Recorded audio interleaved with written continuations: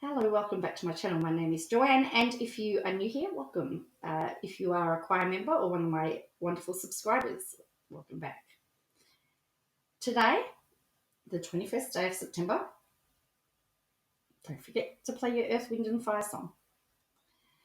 It was not a very nice day in Melbourne today. In fact, my heart was extremely broken. Today, we saw something that I've never seen before in my lifetime. There was another protest today. So this was a protest against mandatory vaccinations for construction workers. Now, I have no problem with people protesting their rights, but I've seen footage today of a reporter get hit 3 times reporting. I object to them cutting off freeways, forcing the police to divert traffic. I object to that because what if there was a medical emergency? So more than 1,000 protesters shouting anti-vaccination messages have marched through Melbourne CBDs as the construction industry reels from a snap 2-week shutdown imposed overnight.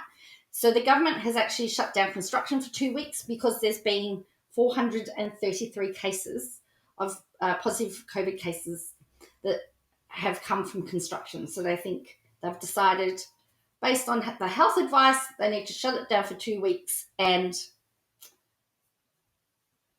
try and stop the virus from spreading.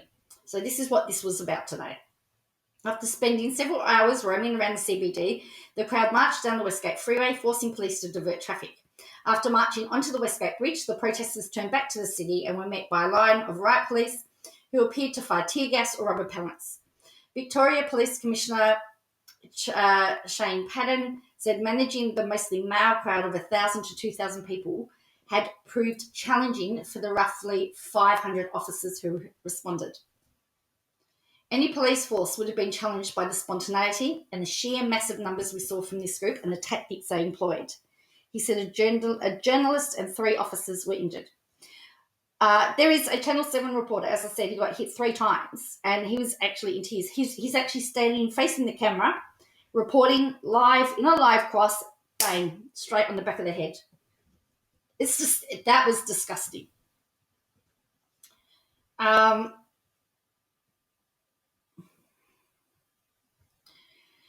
Commissioner Patton said specialist teams used pepper balls, foam baton rounds, and smoke rounds to control the crowd throughout the day. They used stinger grenades, which deployed rubber bullets. Commissioner Patton said measures were justified given the challenging circumstances. The crowd control equipment, munitions were necessary, and they are necessary because we can't allow this kind of conduct to go on. There were 44 arrests made so far. They expect more. Protesters first gathered outside the CFMEU, that's the union headquarters, around 10 a.m. before making their way to Parliament House. Some of those gathered held a banner reading freedom, while others sang the national anthem and chanted F the jab. Several protesters identified themselves as construction workers and union members who opposed the vaccination. It came as thousands of construction workers in metropolitan Melbourne and some parts of regional Victoria were stood down after the state government shutdown was announced.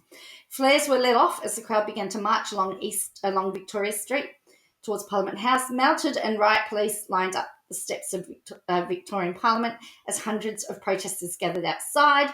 Some members of the group called for the police to join their cause, while others joined Premier Daniel Andrews to come outside of the building. So this is the freeway. As you can see, 1, 2, 3, 4. There's usually 4 lines of traffic there. In a statement, Mr. Andrews thanked the police for their response and condemned the violent clashes at this week's protest. There is no excuse for the terrible behaviour we have seen in our city over the last 2 days. Acts of violence and disruption won't result in one less case of COVID. In fact, it only helps spread the virus. During the day, protesters cornered police vehicles on a CBD street near Carlton Gardens, throwing projectiles and smashing windows. Police were able to repel the crowd and appeared to fire bullets to protesters. So this is seriously out of control and someone's going to get hurt. So someone's filmed this.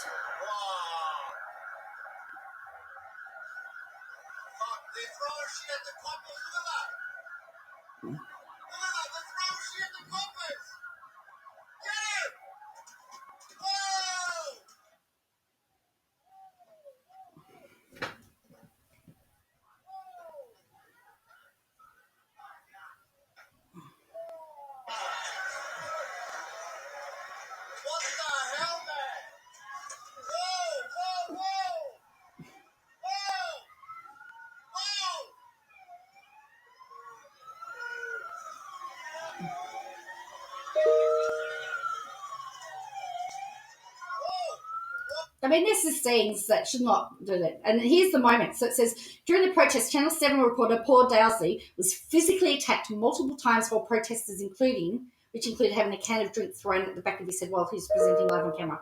Watch this. This is disgusting. Watch. The crowd is certainly getting bigger.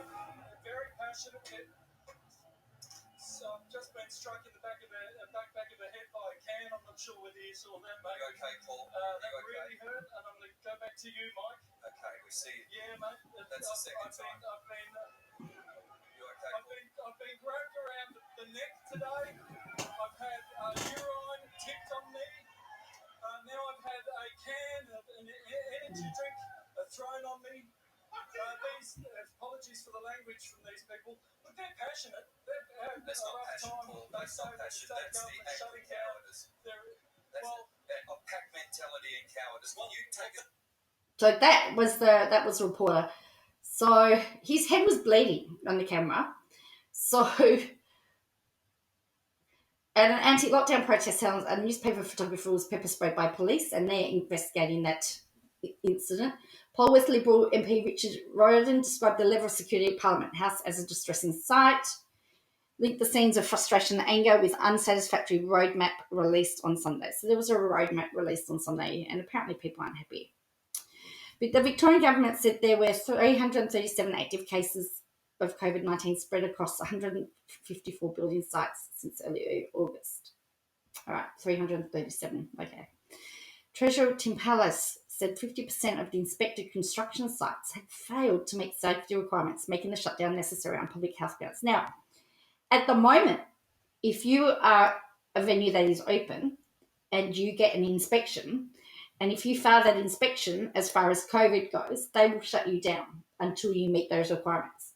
So I understand why the government has shut it down. So please also understand I'm trying to look at this from both sides, okay? I'm trying to remain neutral on this because I can see both sides of the argument. Construction, lifeblood of the city, now shut down for 2 weeks. However, if COVID policies are not being followed and everybody else has to follow COVID policies or their businesses get shut down, it's only fair they shut them down. Or do they shut down the 154 building sites?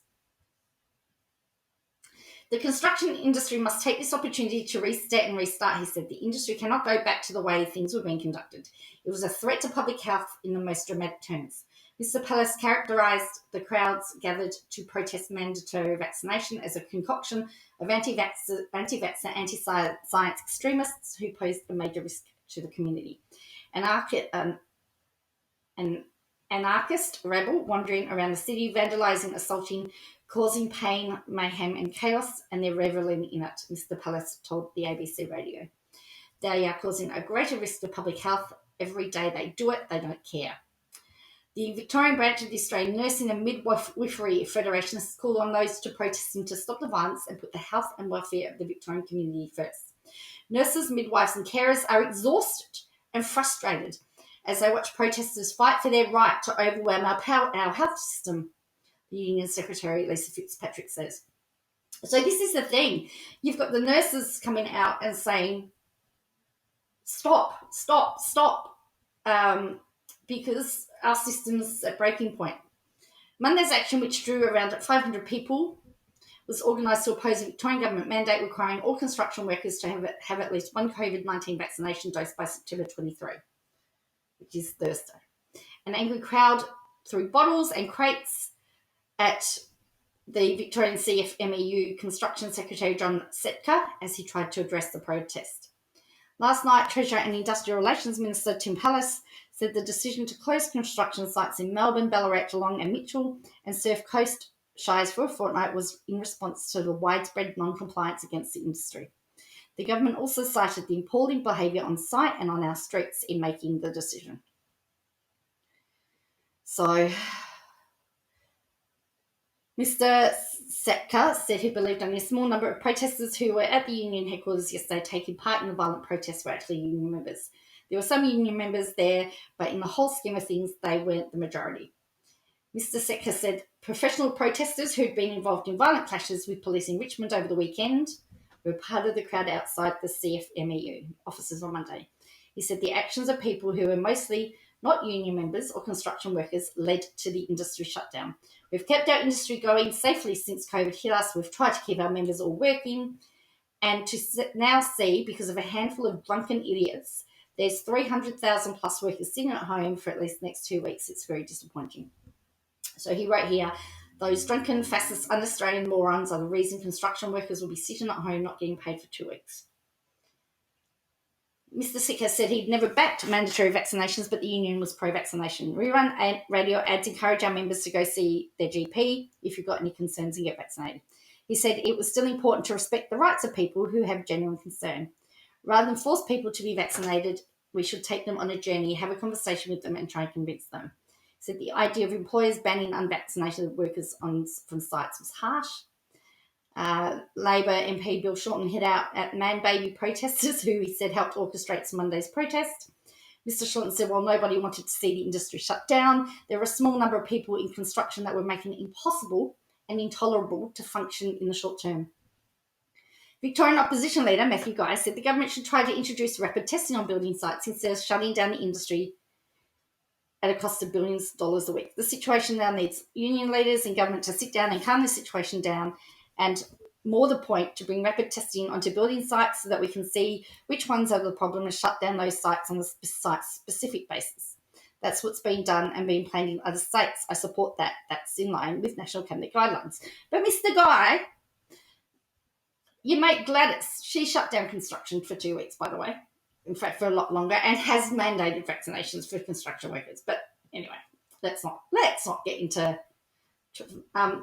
And the other thing is, why haven't you condemned the violence, Mr. Guy? So Master Builders Association Victoria Chief Executive Officer Rebecca Casson described the site shutdown as a bit of a blow. She said it was particularly frustrating for those in the industry who'd been doing the right thing. It's absolutely vital that all those organisations that are not doing the right thing are held to account, because they risk our whole industry being completely shut down. Obviously, it's bad enough when we've got a few sections of our industry that are shut down this time with regard to those LGAs, but there are many that can continue to work in some way, shape or form. The organisation supported mandatory vaccination rule introduced by the government, and Ms. Casson said she was sure workers could get at least one dose in the next fortnight before resuming work. So tell me what you think. What do you think? I find the violence